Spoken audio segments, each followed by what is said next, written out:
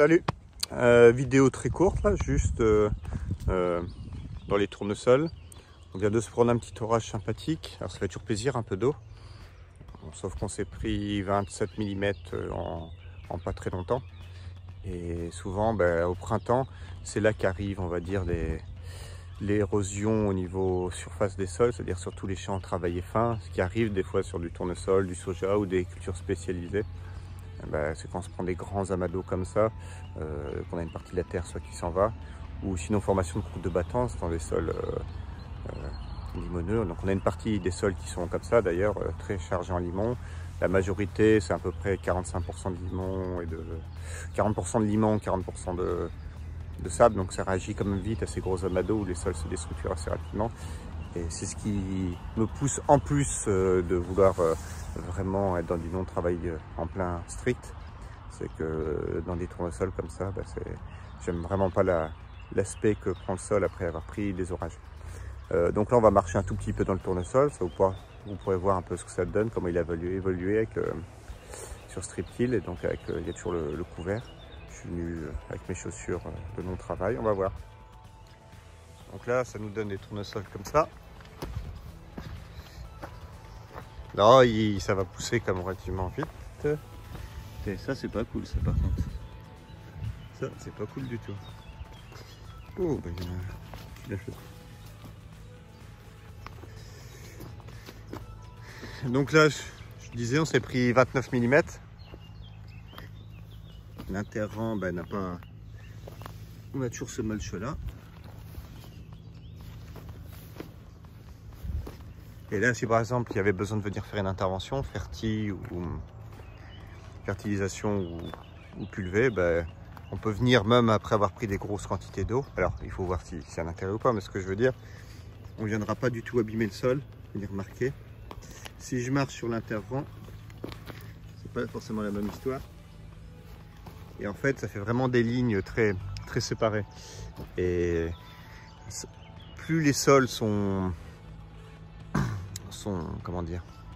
sensibles à l'hydromorphie. On a des sols qui sont un peu plus dans le confolanté, des sables assez filtrants, c'est-à-dire où l'eau traverse vite les premiers centimètres et dessous c'est une couche imperméable.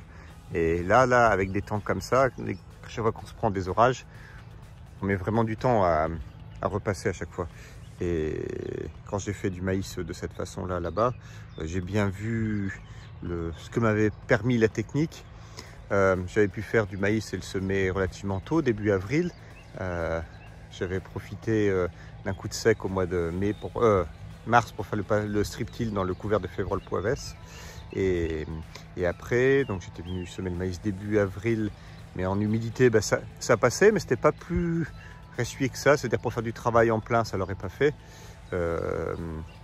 Et donc j'avais pu semer. Après on avait eu un peu une période d'humide, de froid. Le maïs n'avait pas eu une pousse extraordinaire, mais il était là, il continuait à avancer. Et au mois de mai, quand il s'est mis à faire vraiment au retour du sec, où les gens ont pu venir retravailler dans les champs, le maïs c'est déjà à stade 6-8 feuilles, et les gens commencent à pouvoir travailler, on va dire, autour. Et à la fin, quand les maïs ont été semés après dans le secteur, j'étais en train de faire l'apport d'urée pour la fertilisation. Donc ça m'a permis d'avoir un maïs semé assez tôt, qui a fait de la racine et qui s'était assez bien comporté, quoi. Et par rapport c'est un terroir vraiment compliqué. Alors ça allait que je roulais toujours sur la bande non travaillée. Et sinon, à chaque fois qu'on voulait rouler sur du sol travaillé en plein, on aurait marqué fort. Voilà. Je vois qu'il y a quand même pas mal de dégâts. On va faire venir à l'affût, je sais pas trop quoi. Pas très sympathique. Le suivi du tournesol, j'avais cogné un peu ici avec le désherbage. C'est des sols qui avaient chargé en chardon. Alors on voit, c'est pas parfait partout. C'était chargé en chardon et en régras. Et j'ai un autre champ qui était beaucoup plus sale que ça. J'avais chargé un peu le programme de désherbage et ça l'avait cogné ici parce qu'il me restait un peu de bouillie, donc j'avais redilué et repassé. Mais il n'avait pas trop aimé. Bon là il est bien reparti. Ça va être pas mal. On va peut-être revenir retaper un coup les chardons la semaine prochaine. Et il faudra voir aussi pour passage avec du bord. Voilà.